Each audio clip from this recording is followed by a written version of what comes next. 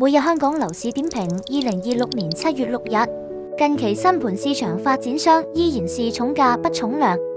新盤銷售放緩，不過新盤售價卻屢創新高。新近鰂魚涌 Finny 及中環雅盈峰分別錄得高價成交，鰂魚涌 Finny 剛錄得一宗3房特色戶交易，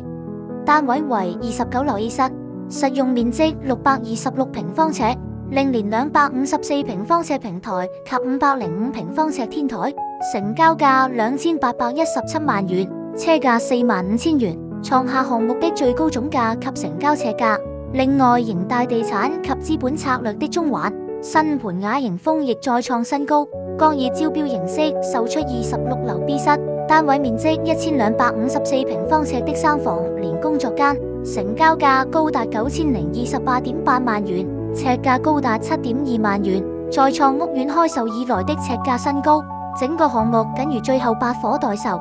以上香港地產最新訊息，由世紀21香港C21HK提供。